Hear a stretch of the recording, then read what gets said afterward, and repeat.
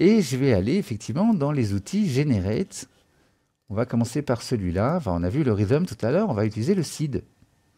Seed, c'est vraiment génial, hein, si vous n'avez pas trop d'idées. C'est vraiment... En fait, voilà, vous donnez des plages. Vous dites, tu vas me générer des notes. C'est très courant dans les outils génératifs, hein, même ceux qui génèrent en temps réel. Vous lui dites, tu vas me générer des notes, mais tu dois prendre des notes pas plus basses que ça, pas plus hautes que ça. Donc, on lui donne une plage. La vélocité, c'est pareil, tu as une plage, pas plus forte, pas plus faible que ça, pas plus forte que ça.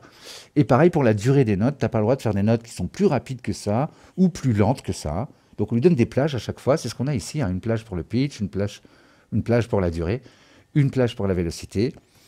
On lui dit combien de notes il peut jouer à la fois. Donc là, clairement, pour la base, je vais plutôt mettre une note. Et puis, est-ce qu'il fait beaucoup de notes ou très peu de notes? Vous voyez, la densité. Donc, je vérifie ma plage, j'envoie le clip.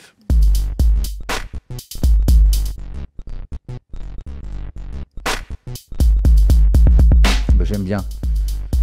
C'est malin, je vais le dupliquer. C'est malin, hein, voilà, on va le garder parce que j'aime bien. Donc, je recommence.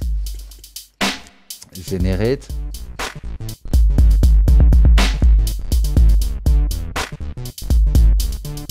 Peut-être moins de notes.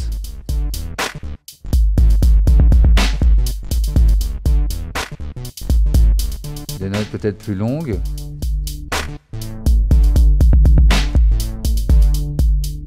Ou au contraire, des notes très rapides.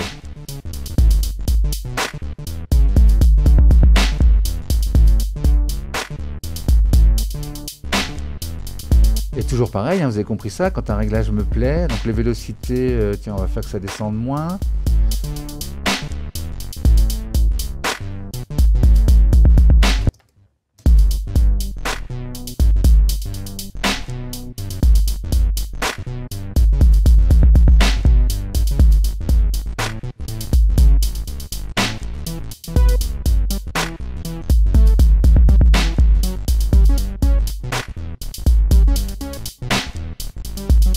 Peut-être moins bas, tiens.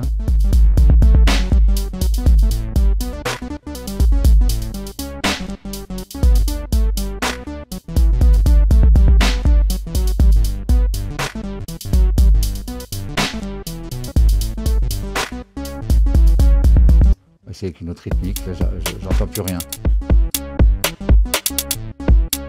Alors attendez d'ailleurs, ça jouait avec plutôt ça, et ça on va essayer de trouver quelque chose qui va avec.